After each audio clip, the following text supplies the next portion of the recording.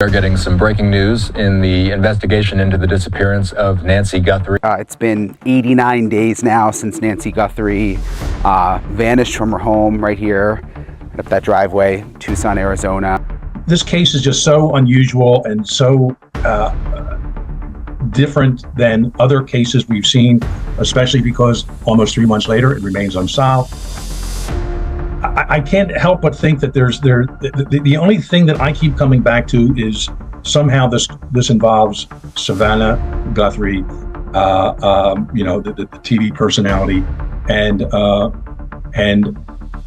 not that she did anything wrong, but something to do with her profession, something to do with someone who she's been in touch with over the years. 3 months. No arrest. No body. No explanation that fully holds together. Over 30,000 tips have been reviewed, a reward sits above $1.2 million, and this investigation has hit something it cannot push through. By every visible measure, this case has stalled. But on April 30th, two of the most decorated criminal profilers in FBI history sat down and said something that did not add a new theory to this case. It dismantled the one driving it from the beginning. According to them, everyone has been looking at this wrong. Nancy Guthrie was never the target. For 3 months, the working assumption behind most of the public conversation around this disappearance has pointed in one direction: financial. The Bitcoin ransom demands pointed there. The deadlines that came and went pointed there. Even the behavior of the man captured on camera, moving with measured, deliberate control, wearing gloves, carrying a backpack, suggested someone who had built a plan around a specific outcome. And that outcome, most people assumed, was money. But two men who spent their careers inside the FBI's behavioral analysis unit just told us something different. And what they said changes the entire shape of this investigation. James Fitzgerald and Jim Clemente are not commentators. They are retired FBI profilers with decades of documented work studying how violent offenders think, plan, and act before anyone can stop them. The methodology they built inside the Bureau was not based on assumption. It was built from thousands of hours of direct interviews with convicted offenders, structured around a protocol of over 800 questions applied to every crime those individuals committed. They know how these cases are constructed. And they know when the construction does not match the explanation being offered.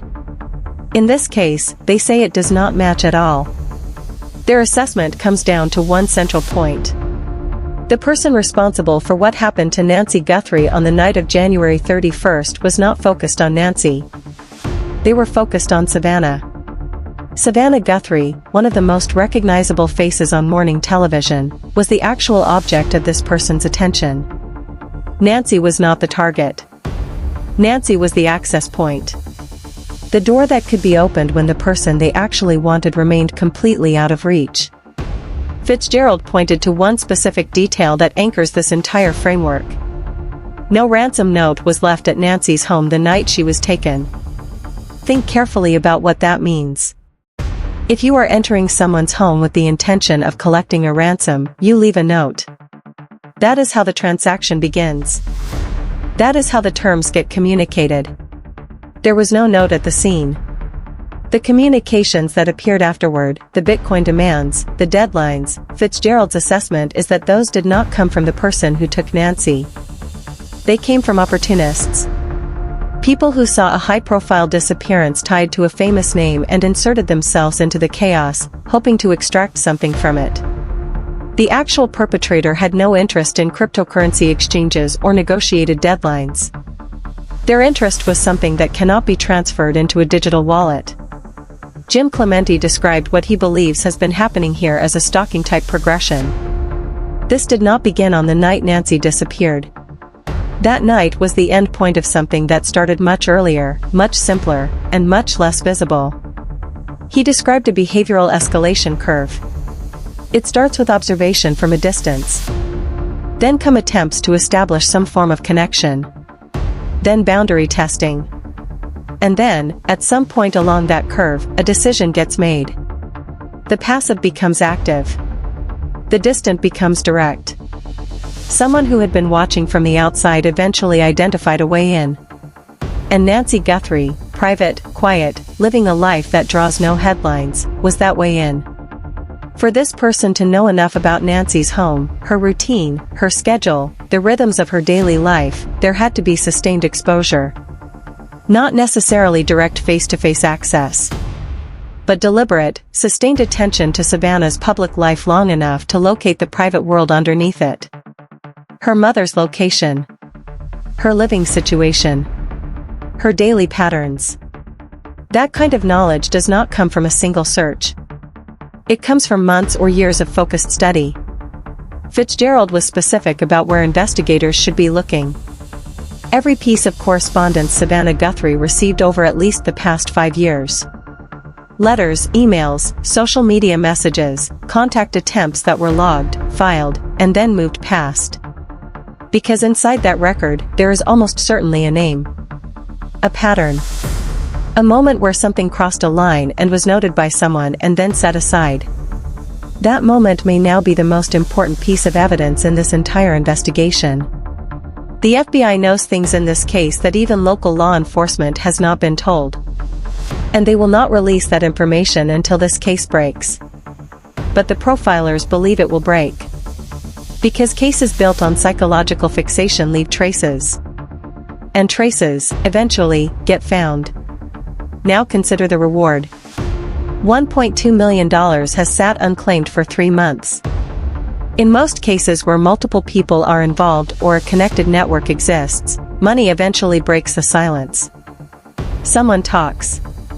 Someone needs the cash more than they need the loyalty. That has not happened here. Which means one of two things. Either the people who know something are more afraid of the person responsible than they are motivated by the money. Or they do not yet realize that what they know is significant. Both of those possibilities point in the same direction. The answer is close. It exists inside a small, specific environment. And someone already inside that environment is already carrying a piece of it without fully understanding what they have. There is one more layer to this that needs attention.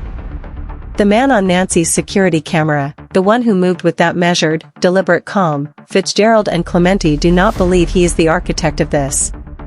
He appears to be executing a plan that someone else constructed. The calm is real, but there are small inconsistencies in his behavior that suggest he was not the one thinking 10 steps ahead. He was following steps that had already been laid out for him. Which means somewhere behind what is visible on that camera there is a second layer. Someone who planned this. Someone who studied the environment, identified the target, built the approach, and put it in motion without ever appearing on any footage at all. Before any profiler made this assessment publicly, Savannah Guthrie had already said it herself. Speaking to Hoda Kotb after her mother's disappearance, she said it was too much to bear to think that she brought this to her mother's doorstep. That it happened because of her. According to 2 retired FBI profilers with decades of documented experience between them, that statement, made in grief and in pain, is the most accurate public assessment of motive this case has produced. Savannah understood what this was before investigators confirmed it. Because she understood something the rest of us could not fully see. Someone had been watching. Not Nancy. Her. 3 months ago, Nancy Guthrie left a family dinner and went home. She never made it to church the following morning. Her phone was still inside the house. Her belongings untouched. And somewhere in the hours between those 2 moments, someone entered with a plan that had been building for far longer than a single night. The investigation now has a direction it did not have before April 30th. Not a financial trail that disappears into a digital wallet. A behavioral one. 5 years of correspondence. Contact attempts that were dismissed and are now being re-examined with a different question. Not is this person dangerous? But is this person the one? The silence that has held for 3 months is carrying more weight than it can sustain. If anything in this case connects to something you have seen or heard, a person whose behavior shifted around this time, someone who expressed an unusual fixation on Savannah Guthrie, anyone whose movements or words have stayed with you since January 31st, investigators need to hear from you. Tips can be submitted to the Pima County Sheriff's Department or through the FBI tip line at tips.fbi.gov. The reward remains unclaimed. The case remains active. And the answer, according to the people who have spent careers finding them, is already out there waiting to be seen.